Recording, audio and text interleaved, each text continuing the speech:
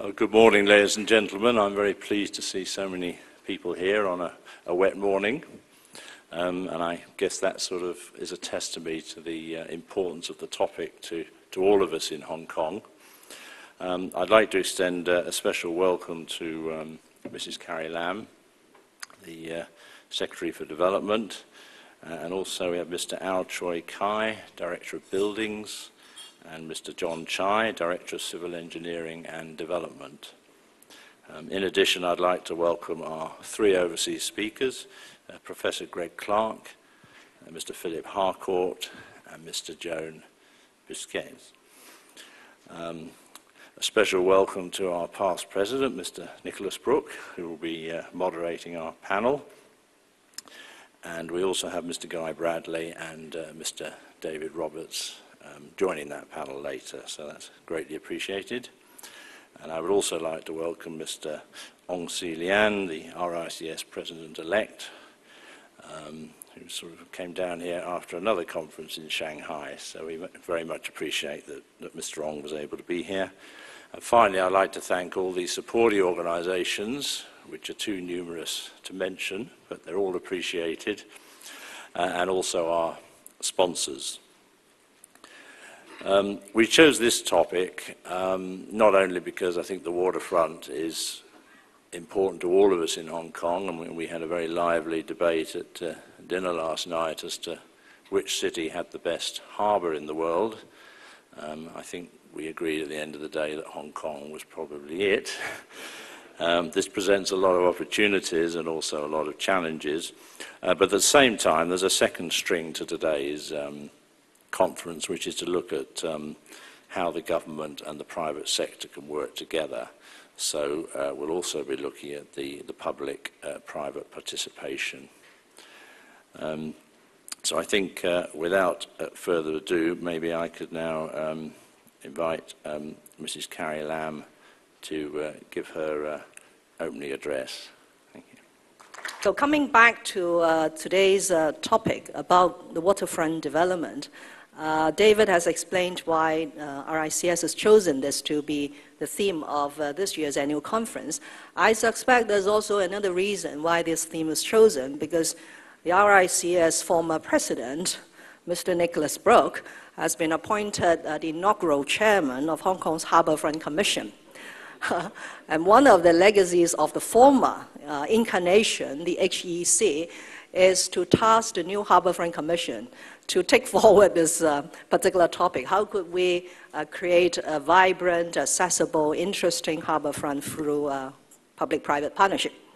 So I'm sure we have more ideas to come, but in order to set the scene, I want to recap what has brought us to where we are now. So a little bit of evolution of this government-community partnership in Hong Kong's harbourfront enhancement.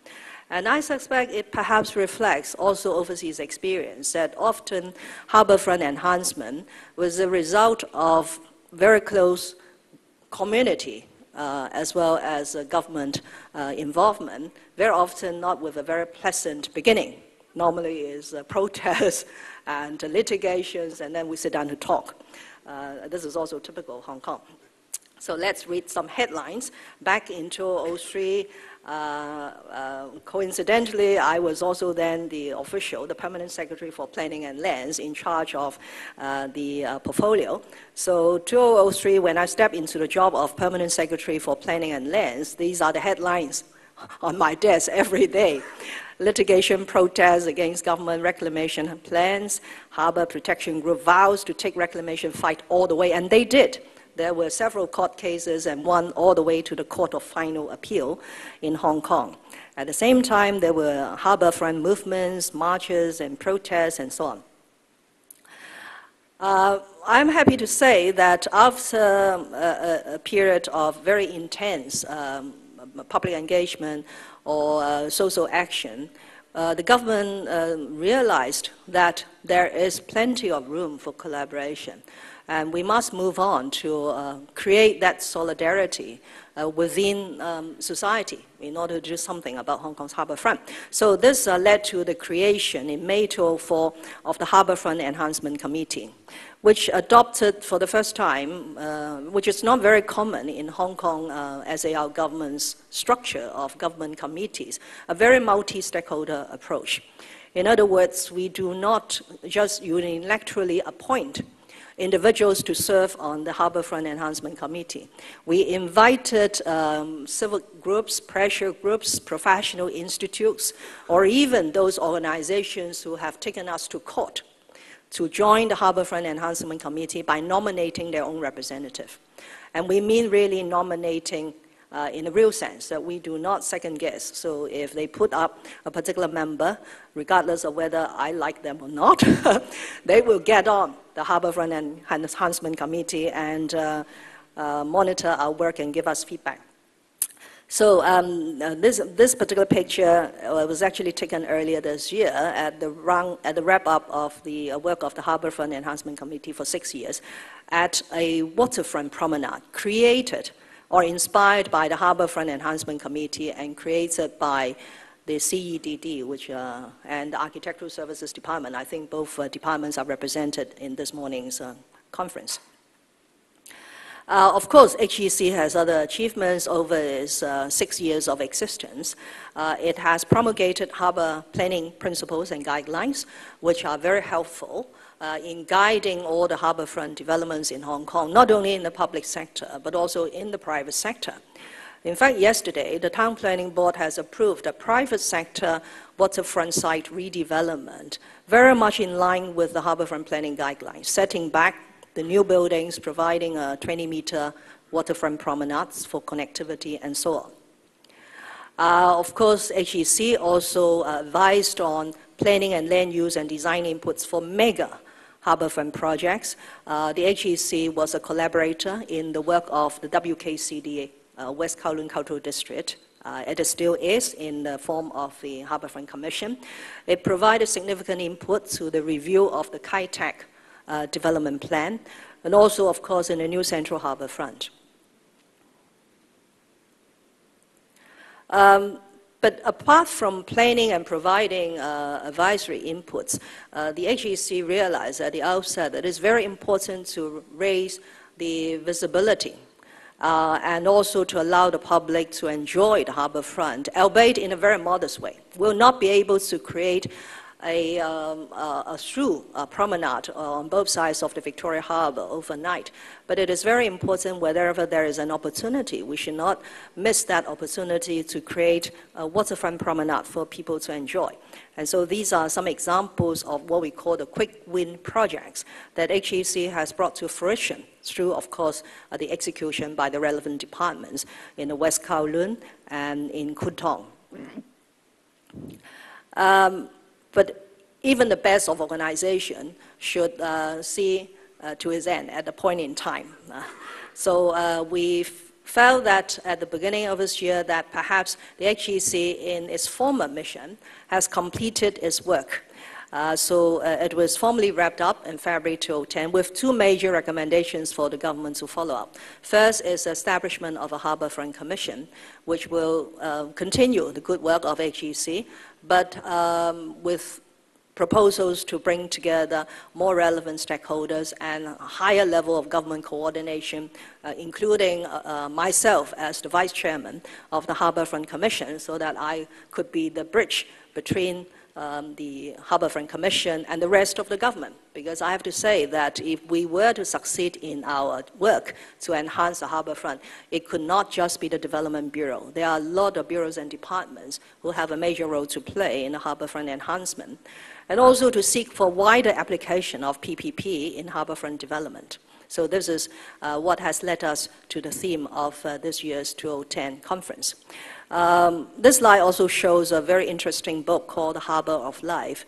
And I'm sorry I have not bought copies with me, but if there's anybody who's interested, just get in touch with Development Bureau and try to send you a complimentary copy. I don't know how many copies we have left. The interesting thing about this book is this is not an official publication per se. It is a collection of articles from members of the HEC, very much in line with the multi-stakeholder approach that I have just described to you.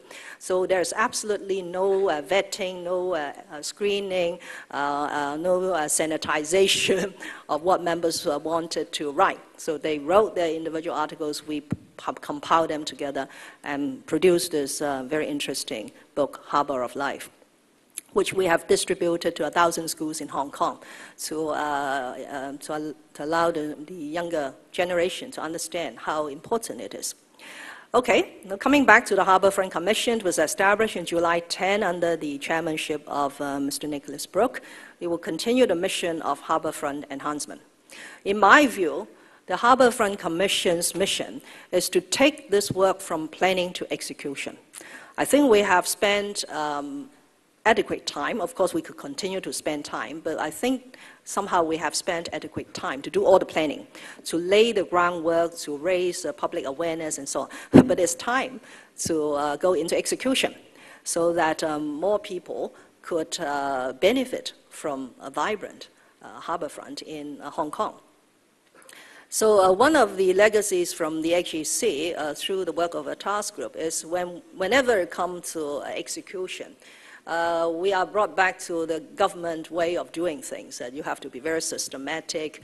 You need to know exactly the programming and the priorities and so on.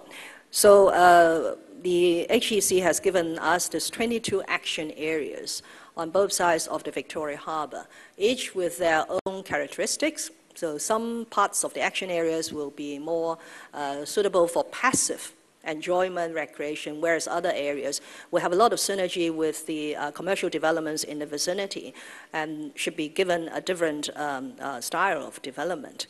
So I will not bother you with these 22 action areas, but this will set the framework for us to take forward our next stage of work. The importance of the execution is actually to help us to overcome some of the constraints. And I'm showing you a few constraints that we are facing in Hong Kong's Victoria Harbourfront, which I suspect are also common to other harbourfront areas. First is leisure marine uses will often not develop as a first priority in terms of land disposal. Whenever we reclaimed, it's normally for a very specific purpose, whether to put in a road, to put in some marine frontage, wholesale market facilities, dockyards, and so on and so on. So we are not inheriting a harbourfront which was created for leisure. So the challenge in front of us is how could we transform that objective from a very functional, although some parts of the harbourfront will continue to perform a particular function, but how could transform that into more leisure uses? Another constraint which is very, very difficult to overcome is, of course, the transport, which, of course, we have put in. But even in this place, which is the Island Eastern Corridor on the eastern part of Hong Kong's harbourfront on Hong Kong Island, a study is underway to really create some innovative solutions on how we could still allow some connectivity and accessibility to an harbourfront which is blocked off entirely by transport infrastructure. Well, another set of constraints are related to the management. Government-managed waterfronts are often not meeting public expectations. There are very strict rules on the management of a waterfront harbourfront. So this is a notice board taken from one of our government-managed, where it's all by crosses, things that you should not do, rather than things you are encouraged to do in the harbourfront. There are also service-wide regulations on design and procurement, which are difficult to overcome. So whenever we need some unique solutions in terms of a procurement to produce a particular outcome, it is not often easy to do it within a wholesale government machinery. There is, of course, also the constraints where the waterfront sites are in private ownership, because this is a place which respects private property rights. which is enshrined in Hong Kong's basic law. And we normally do not want to go for draconian instruments like resumption. And resumption for a public purpose when it comes to a public open space is very controversial in Hong Kong anyway. So these are a few examples where very prime waterfront sites are being blocked off, so to speak, by private developments. One is in Hong Ham, the other is in Yau Tong. But I am very pleased to share with you that we are seeing some light in this very difficult area. The one on my right, the Wing San Industrial Building, has actually been just approved by Town Planning Board yesterday, which this, of course, is only the first of a series of this sort of work. It is an industrial building with marine frontage, so there's no way you could walk through the site for enjoyment. But through the work of our Development Opportunities Office, the DOO, the owner has come forward to discuss with us that in the course of wholesale conversion, they're not even talking about knocking down the building, but in the wholesale conversion of that industrial building into a hotel cum exhibition and convention facilities, they are prepared to set back the building to allow a very decent harborfront accessibility. In turn, what did we do is we allow the loss of the GFA to be compensated by allow it to build additional floors, but still within a statutory control. So it's not bridging the outline zoning plan in terms of building height. So these are very good examples of how we could encourage the private sector and the private owners to also contribute to the harborfront enhancement. Okay, why do we need PPP? Well, I have a strong conviction in working with the private sector in Hong Kong, because I have just outlined to you that despite or regardless of all the goodwill and intention and diligence of the government officials, we are living in a world full of constraints, more so recently. So how do we ensure that we could overcome those constraints? And one of the ways is to bring in somebody who does not have to operate with those constraints. But at the same time, we have to meet certain government requirements in terms of equity, impartiality, and accountability. We should add it to it transparency. So bringing in a private sector must be done in accordance with those rules. Private sector has the capital, the creativity, the flexibility, and the responsiveness. In fact, I would put the last feature, the responsiveness, as the most important, because nobody could create a perfect solution on day one. But everybody needs to have that ability to respond when things are changing, when the external environment is changing, when public aspirations are changing. We need to be able to respond to those changes. I just go through this very quickly because these are some of the local and overseas experience in PPP on the waterfront, and I'm sure we are going to hear more from our distinguished overseas speakers. The HEC, in taking forward its work on the management model for the harbourfront, of course, has learned from overseas experiences. These are some of the trips that they have made altogether to 6 cities, including, of course, Darling Harbour in Sydney, London, which I'm sure Greg will tell us more, on San Francisco, Vancouver. We have very limited local experience, partly because, as I have explained to you, in the evolution process, harbourfront reclamations are normally for a particular purpose and then through land disposal for the needed functional objectives. And so we do not have that strong PPP experience in harbourfront. But we do have 2 little examples of harbourfront management, which we bring in the private sector. One is the Avenue of Stars in Tsim Sha Tsui, which was a design-build transfer project by the private developer who happens to be on the vicinity of this harbourfront. So this particular developer sees the synergy or the strategic advantages of putting in the money to beautify a harbourfront because the shops, the retail, and all these things will benefit ultimately. And on the Tsing Yi Promenade, it is a combination of various modes. So developers who have residential projects along the Tsing Yi Promenade, there are at least 4 of them. Each of them will have to do their own design and build of their respective promenade.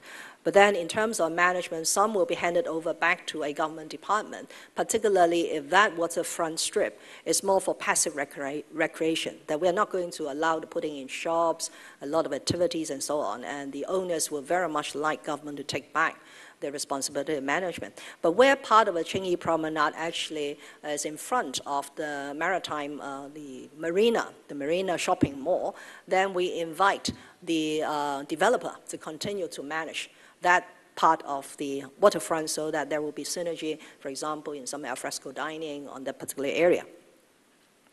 The challenges in implementing PPP in Hong Kong is we have to find our own solution. Despite that HEC has done overseas visits, I have done several overseas visits, and we are going to hear more from our overseas guests. I'm sure there is nothing that we could just copy from any overseas model. We need to find our own solution. In finding our own solutions, there are a few factors that we need to bear in mind. First is, unlike some of the waterfront developments that I have visited in Auckland, in Australia, or even in Singapore's Marina Bay, we have very limited landside development potential to interest the private sector because of the evolution again. So this is going to be one big setback for PPP. And secondly is we do not have very established mechanisms and tools to execute PPP. You might find this very strange because Hong Kong it used to be a place which is very proud of PPP. We build out cross-harbor tunnels through PPP. But if you sit down and look systematically back the last 10 years or so, we actually did not have very good experience in this particular area. We attempted a PPP for the international cruise terminal in Kai Tak, but we failed. We did not get a conforming tender. And so this reflects some of the problems that I'm going to share with you in taking forward PPP in Hong Kong. And the society at large do not have a chance to really debate what PPP means. And there is insufficient understanding of this partnership. So this is going also to be a problem that we need to address. The third factor is over the years, there have been concerns over public access to open space under private management. 2 years ago, I was summoned to Legislative Council to be scrutinized over all these subjects. Why certain open space, public open space, required by land lease were not available for public enjoyment, because over the years somebody has forgotten that these are actually POS as required by the land lease, and the developer will normally eat into this POS by putting in their own revenue generating activities or put in gates, locks, and so on to deny the public access. So this has been a very sensitive subject in Hong Kong. Although we have already resolved that through policy and through using the website, through community participation in monitoring, I would have to put down a warning that this is still very prevalent feeling. So whenever you try to work with the private sector, over time, they will forget about their responsibilities, and the public will suffer. This is a general sentiment. And this takes me to another factor, is a very unhelpful perception of collaboration between the government and businesses. I struck out, when it appeared first in the slide, was collusion. So I said, no, at least this is only an unhelpful perception of a collaboration. I could not stand here and admit that there was a collusion or an acceptance of collusion between the government and the business sector. But this is going also to be a real challenge for us to roll out PPP in Hong Kong. Now, I then come to a very specific topic, is I do have several potential PPP candidates at this point in time. And I really look forward to very specific advice. If not at this particular conference, RICS has an assignment, David, to help me and help the Harbourfront Commission to come up with some parameters for some of these candidates. And of course, taking you through some of these candidates will also give you a feel on how we could do it and the potential or the constraints. The biggest potential of any PPP must lie in the central harbourfront. Because while I said that we have very limited landside development potential, we do have some here. And the potential here is because the land in central is very, very valuable. The same GFA in Qingyi would give you much less potential, but this is the Central Harbour Front. It's Hong Kong's central business district. It's Hong Kong's icon. So the chances of doing PPP successfully here are much bigger than elsewhere. So within the Central Harbour Front, we actually have a few sites. The first, which is almost immediately available for PPP, is what we call a Site 4, to the north of the City Hall of Hong Kong. This site is north of a City Hall. It is zoned to other users. So in planning terms, we have already recognized that it would be for waterfront-related commercial and leisure users. It's available end of next year, so it's not too early to start thinking about the tendering and the things like that. It stipulates that we could only have low-rise separate blocks totaling 7,500 square meters. It's very tiny in terms of GFA, but given its prime location, I hope that we could still interest the private sector to come up with an exciting PPP model for us. The height limit is 20 MPD, which would take us to 3-4 floors at least. The PPP potential for designs and uses that are complementary to existing harbourfront promenade will be the stipulated requirement in this particular site. But of course, this is subject to further discussion with Harbourfront Commission. I was very attracted to a keynote speech with a title, which I think Mr. Harcourt was going to deliver, is whether PPP is partnership or postulation. In fact, one of the reasons why we fail in PPP in the past is we are not doing partnership, we're doing postulation. We demand. Instead of giving room for the private sector to come up with ideas, and we have the capacity to accommodate these ideas, we just prescribe and demand. These are the features, these are the requirements, these are the revenue we look for, and of course, by that, the chances of success are very limited because we are not open-minded enough to accommodate. But the reason why we are open-minded is also because of some of the factors I have explained to you, because of this unhelpful perception, this worry, this concern, and so on. Now, the second potential candidate for PPP is very close to my heart, and in fact, I picked this one myself. This is in Quarry Bay, which is close to the residential district Tai Kwu Shing, and very near to an area which is undergo some major transformation from a former industrial area into a, whether you can call it a second CBD, I don't know, because people are saying that those are not grade A offices, those are probably grade B offices in what we call the Tai Kwu Place. So this roundabout area and plus the promenade are all land which could be available for PPP. It provides more GFA than the Site 4 that I've mentioned to you. There are 2 pockets of land on the Quarry Bay waterfront, which are also zoned for related development, other specified uses with their respective height limits and GFA, so totaling over 11,000 square meters of GFA. The site is also quite readily available. But of course, since it is also close to residential development, there might be some concern about very active recreational users, particularly into the nighttime. Right next to it, at the request of the local district council, we are already putting in a temporary promenade, at least to open up some of these fenced-off areas for public enjoyment. And as I mentioned earlier about the Island East corridor, this part of the land and its PPP potential will be taken into account in the Hong Kong Island East Harbourfront study, which is due for completion next year. But no other site is more important than this site. And this is a Site 1 and Site 2 on the new Central Harbour Front. This is really a very prime site, and you would say that this is a litmus test of this government's determination to do a good harbour front for people's enjoyment, because we could have sold these 2 sites at billions of dollars for hotel, for super grade A office. It is a key site in the central business district, and it will be connected to the so-called hinterland, i.e. the landmark, the Exchange Square, via landscape deck.